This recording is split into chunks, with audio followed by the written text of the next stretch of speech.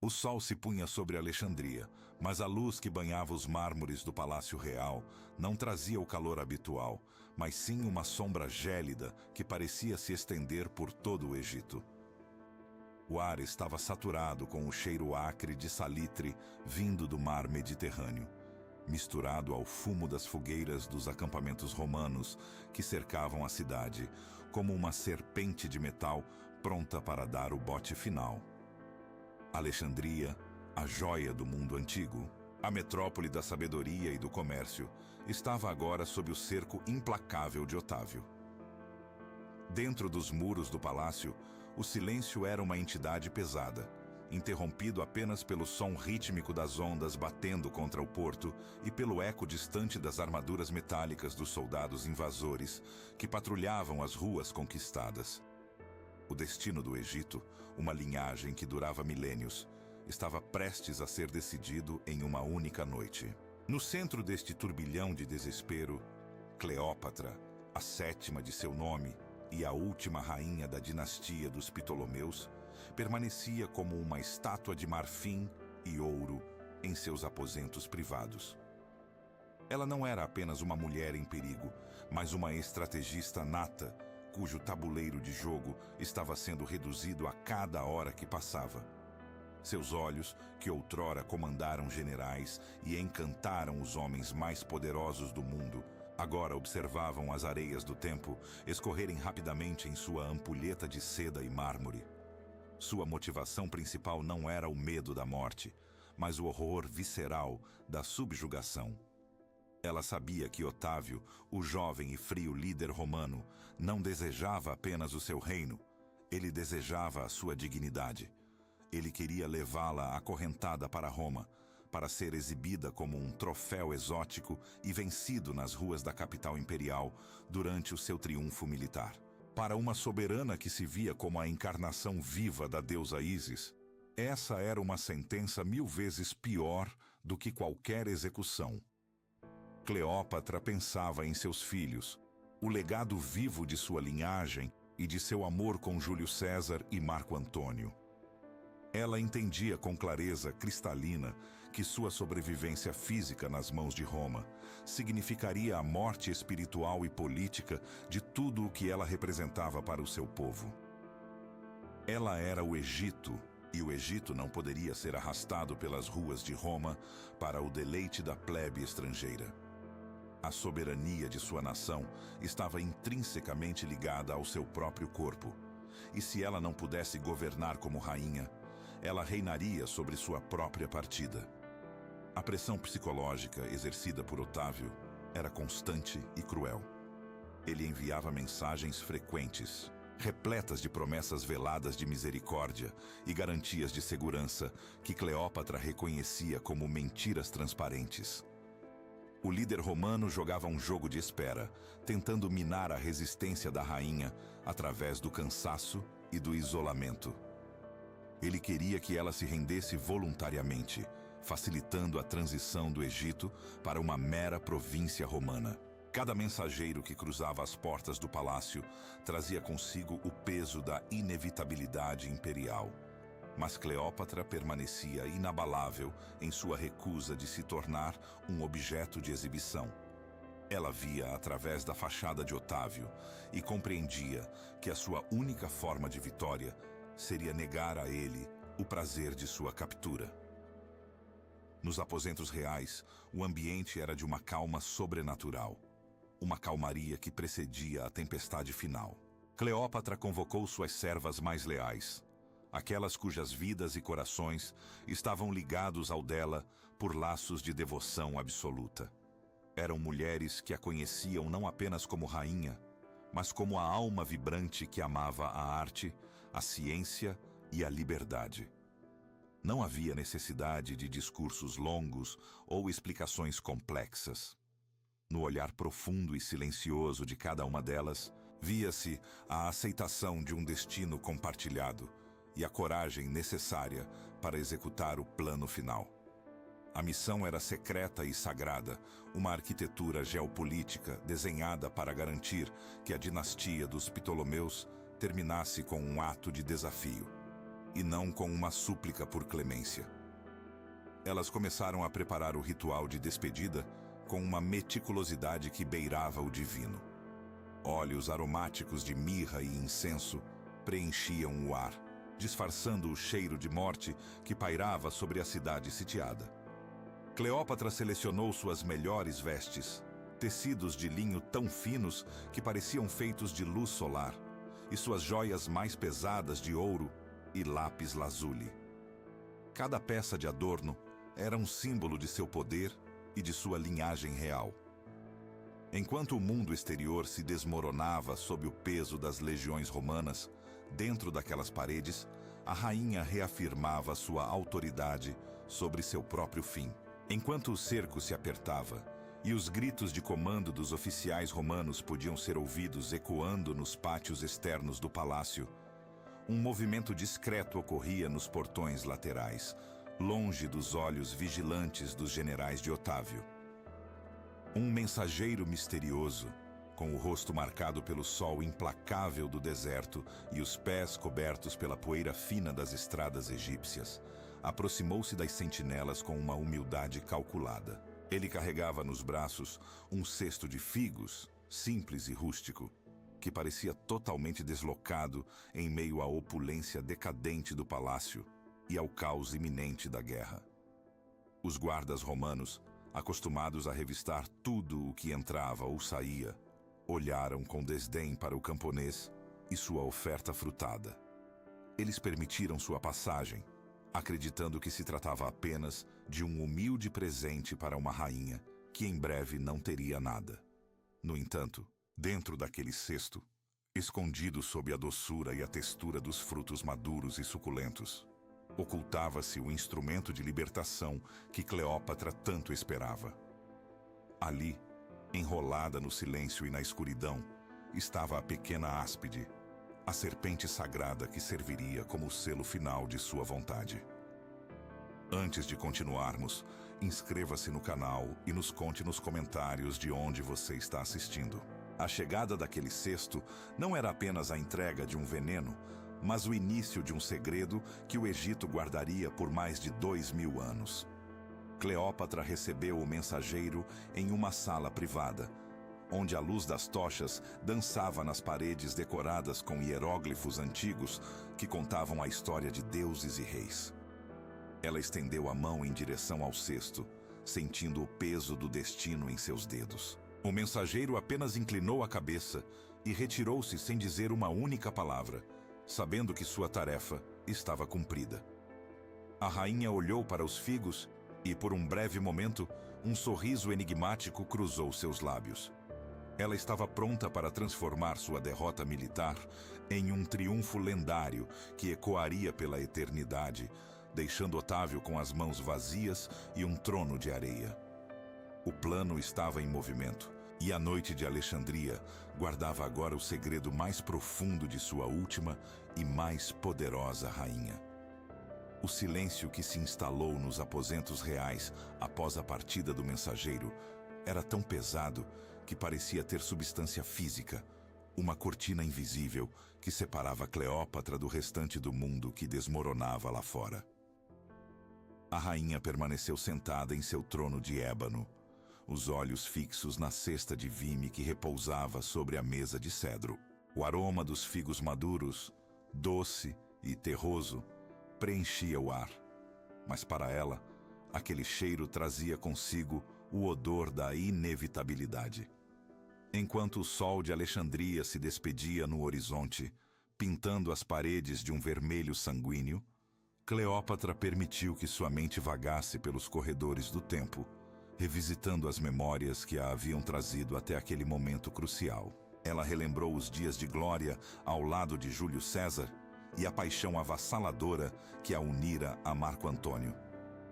O rosto de Antônio, outrora o homem mais poderoso de Roma e o dono de seu coração, surgiu em sua mente com uma clareza dolorosa.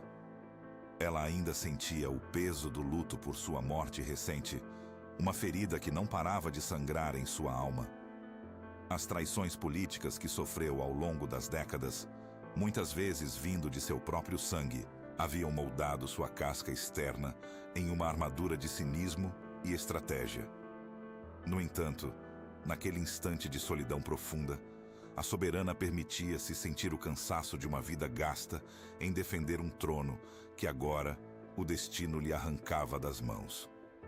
Contudo, o plano de Cleópatra não era um simples ato de rendição ou um escape fácil da dor. Havia uma revelação oculta por trás de sua decisão de morrer naquela noite. Sua morte não era um gesto de desespero, mas uma manobra política final e magistral. Ela sabia que Otávio, em sua busca incessante por poder absoluto, precisava dela viva para validar sua conquista perante o Senado e o povo romano. Ao se retirar do tabuleiro por conta própria, ela não apenas negava a ele o seu triunfo, mas também protegia um segredo que poderia arruinar o futuro Império Romano. Documentos e provas sobre a linhagem de seus filhos e alianças secretas estavam escondidos em locais que somente ela conhecia. Ao levar essas verdades para o túmulo, Cleópatra transformava sua morte em uma arma de longo alcance, uma semente de instabilidade plantada no coração da vitória de seu inimigo. Ela morreria como rainha para que seu legado permanecesse como uma sombra eterna sobre o reinado de Otávio. Enquanto esses pensamentos se desenrolavam, a tensão nos corredores do palácio aumentava de forma palpável. Os guardas romanos, posicionados do lado de fora das portas de bronze, começaram a notar uma quietude anormal vindo dos aposentos da rainha.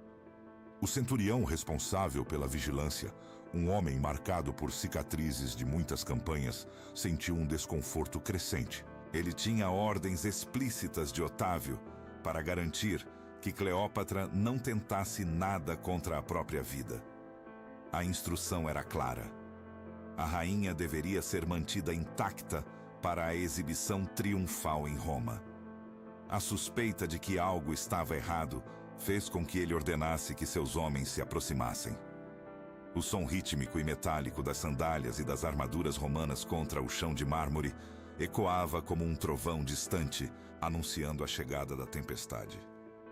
Eles avançavam com cautela, mas com uma urgência que denunciava o medo de falhar com seu novo mestre. Dentro da sala, a atmosfera era de uma devoção sagrada. As servas mais leais de Cleópatra, mulheres que haviam crescido e servido à sombra do trono, moviam-se com uma calma sobrenatural. Elas não eram apenas empregadas, eram confidentes que haviam aceitado o mesmo destino trágico de sua soberana sem hesitação. Com mãos firmes e gestos rituais, elas começaram a preparar o ritual de despedida. Ungiram o corpo de Cleópatra com óleos preciosos de mirra e nardo, cujas fragrâncias se misturavam ao cheiro dos figos. Vestiram-na com seus trajes reais mais magníficos, tecidos de linho tão fino que pareciam feitos de luz solar e ouro. Cada adorno colocado, cada colar de lápis lazuli ajustado, era um ato de resistência contra a barbárie que batia à porta. Elas preparavam Cleópatra não para a morte, mas para a eternidade, garantindo que ela partisse com toda a majestade que o Egito exigia. A lealdade absoluta daquelas mulheres era o testemunho final do poder de liderança da rainha. Elas sabiam que, após a partida de Cleópatra, suas próprias vidas não teriam lugar no novo mundo romano. Aceitar o mesmo fim era a forma mais pura de lealdade e uma última afronta aos conquistadores. Elas sussurravam preces antigas aos deuses egípcios, pedindo passagem segura para a alma de sua senhora através do julgamento de Osíris. O ambiente estava carregado de uma energia mística, onde a fronteira entre o mundo dos vivos e o reino dos mortos parecia se tornar cada vez mais tênue. Lá fora, a paciência dos romanos finalmente se esgotou. O centurião deu a ordem de avanço final. O barulho das lanças batendo contra as portas e o clamor das vozes masculinas, quebrando o silêncio do palácio, criavam um contraste violento com a paz cerimonial do interior. Os soldados começaram a forçar as entradas, seus rostos suados e ansiosos, refletindo a importância da missão. Eles sabiam que cada segundo de atraso poderia significar a diferença entre a glória de Otávio e uma humilhação histórica. A estrutura do palácio parecia gemer sob a pressão da invasão iminente. Cleópatra ouviu o som do primeiro impacto contra as portas de bronze. Ela não se assustou. Pelo contrário, um brilho de determinação e triunfo brilhou em seus olhos escuros. Ela olhou para suas servas uma última vez.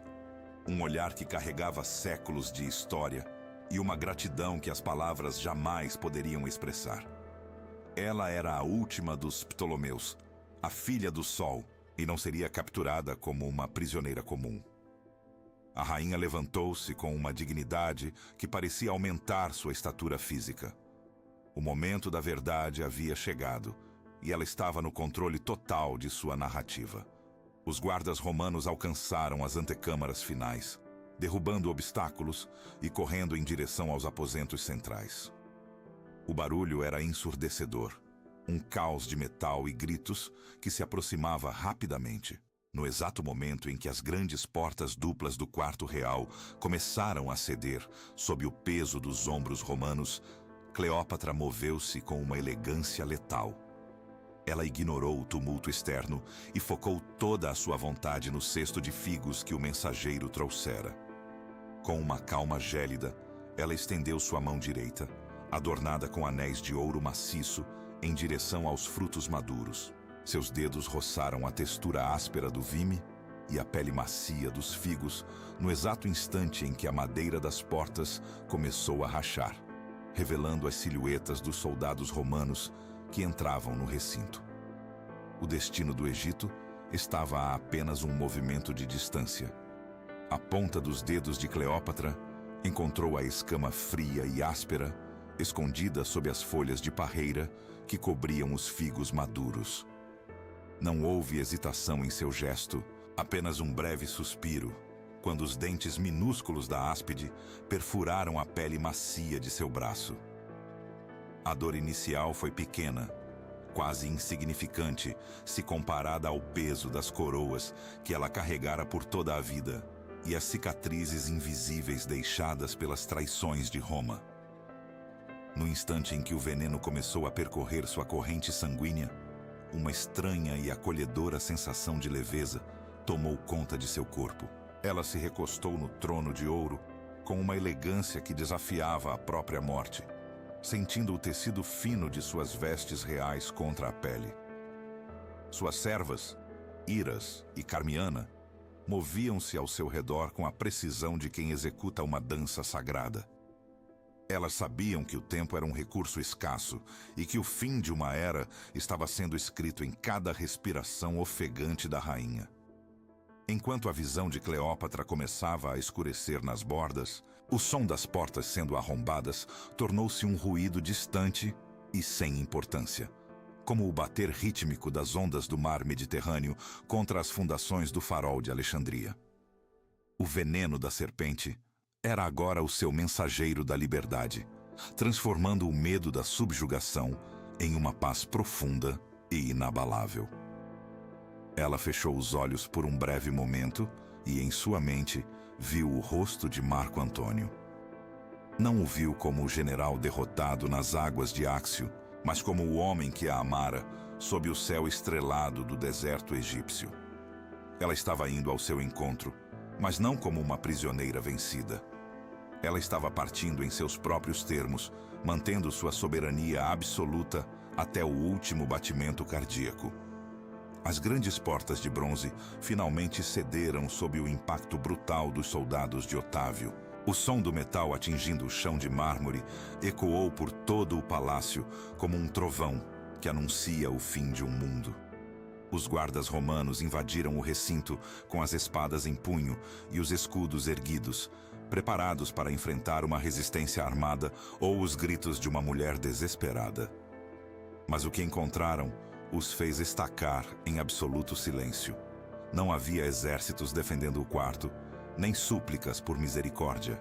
O que se apresentava diante deles era uma cena de uma beleza trágica e majestosa que nenhum general romano jamais poderia replicar.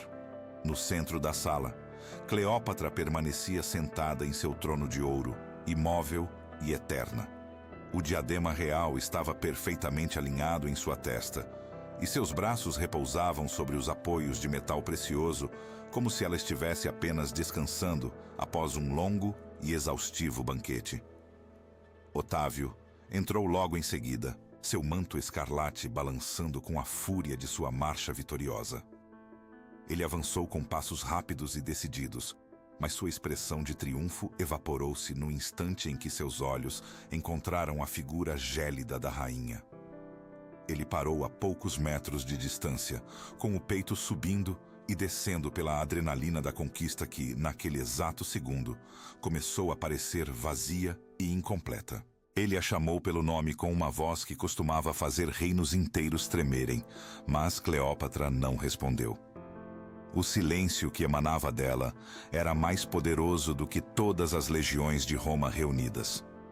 Otávio percebeu, com um choque de realidade que atingiu seu orgulho, como um golpe físico, que ela havia escapado por entre seus dedos. Ele queria um troféu vivo para exibir em seu triunfo nas ruas de Roma, mas ela lhe entregara apenas um cadáver coroado. A frustração do líder romano era visceral e amarga. Ele havia planejado cada detalhe de seu retorno glorioso à capital do império. Ele imaginara Cleópatra acorrentada em ouro, caminhando atrás de seu carro de guerra, enquanto o povo romano celebrava a humilhação final da sedutora do Oriente. Ela deveria ser a prova viva de sua superioridade total. Agora, diante dele, estava apenas uma soberana que se recusara a ser humilhada, envolta em uma dignidade que a morte não fora capaz de apagar. Otávio sentiu um frio na espinha ao notar o pequeno cesto de figos derrubado ao lado do trono. Ele compreendeu, tarde demais, a estratégia magistral de sua inimiga. Ela não apenas tirara a própria vida, ela o privara de sua maior glória política e pessoal. Ao olhar ao redor da sala, Otávio viu as servas fiéis. Iras já estava morta, caída aos pés de sua senhora como um escudo de lealdade. Carmiana, no entanto, ainda mantinha um último sopro de vida. Com as mãos trêmulas e pálidas, ela tentava ajustar a dobra do manto de seda de Cleópatra, garantindo que sua rainha parecesse impecável, mesmo diante dos olhos curiosos dos invasores. Um dos guardas romanos, tomado por uma mistura de raiva e espanto, gritou para a serva, perguntando se aquilo era o que ela considerava um trabalho bem feito por uma serva real. Carmiana ergueu o olhar para o soldado com um orgulho que nenhuma espada romana poderia ferir, e respondeu, com a voz falha mas firme, que aquilo era o mais digno de uma descendente de tantos reis e deuses. Logo após pronunciar essas palavras, ela também se entregou ao sono eterno, deixando os romanos sozinhos com o silêncio de um trono que eles nunca poderiam verdadeiramente ocupar. Otávio ordenou uma busca frenética e minuciosa por todos os cantos dos aposentos reais. Ele precisava desesperadamente encontrar os documentos, os mapas e as evidências das alianças secretas que Cleópatra mencionara em suas cartas. Ele sabia que ela guardava segredos capazes de desestabilizar os alicerces do futuro Império Romano e colocar em dúvida a legitimidade de sua própria ascensão ao poder absoluto. Mas, por mais que seus soldados revirassem cada baú de marfim e rasgassem cada tapeçaria de linho, não encontraram nada além de cinzas frias em um braseiro próximo ao divã. Cleópatra fora meticulosa até o fim. Ela levara consigo para o túmulo a localização dos tesouros escondidos do Egito e a verdade sobre linhagens de sangue que poderiam ameaçar a paz romana por gerações. O segredo que o Egito escondeu por 2000 anos começava a ser forjado ali, naquele quarto silencioso, onde a rainha havia vencido seu conquistador no campo de batalha da vontade e do intelecto. A morte de Cleópatra marcou o encerramento definitivo e melancólico da dinastia dos Ptolomeus. O Egito, que por milênios fora o berço da civilização, da magia e da sabedoria, tornou-se oficialmente uma província submissa ao Império Romano. As terras férteis banhadas pelo rio Nilo passaram a servir aos propósitos logísticos de Roma, mas o espírito da última rainha nunca foi verdadeiramente domado pelos novos senhores. Otávio governaria com mão de ferro por décadas, transformando Roma em um império de mármore, mas a sombra de Cleópatra pairaria sobre cada uma de suas grandes decisões. Ele sabia que, embora tivesse o controle das estradas, dos portos e dos templos, ele nunca possuiria a história completa. A última noite da rainha tornou-se uma lenda sussurrada nos mercados de Alexandria e nos corredores do Senado romano, um lembrete eterno de que o poder nem sempre é medido pelo número de espadas, mas pela coragem de definir o próprio destino. Com o passar dos séculos e o desmoronamento dos próprios impérios que tentaram apagá-la, as areias implacáveis do deserto começaram a cobrir as ruínas dos palácios onde Cleópatra, outrora, caminhara com passos de deusa. O tempo, a natureza e a poeira trabalharam juntos em um pacto silencioso para esconder os vestígios físicos de sua vida e de sua partida. No entanto, o mistério de sua última noite permaneceu intacto, resistindo ao desgaste dos milênios. Pesquisadores, arqueólogos e poetas de todas as eras tentariam, sem sucesso, decifrar as pistas deixadas pela rainha, procurando incansavelmente o local exato de seu túmulo e os segredos que ela jurara proteger com o próprio sangue. Cleópatra não foi apenas uma rainha que perdeu um reino para os romanos. Ela foi uma estrategista brilhante que escolheu com precisão cirúrgica como a posteridade a lembraria. Ao morrer vestida com sua coroa e envolta em mistério, ela garantiu que sua imagem permanecesse gravada na alma da humanidade como um símbolo de resistência e inteligência. Ela transformou uma derrota militar em um triunfo simbólico que ecoaria por 2000 anos. O segredo que ela protegeu naquela noite escura em Alexandria continua a desafiar a curiosidade do mundo, enterrado profundamente sob as dunas douradas do Egito, onde a última rainha ainda repousa em sua glória silenciosa, soberana e para sempre inalcançável.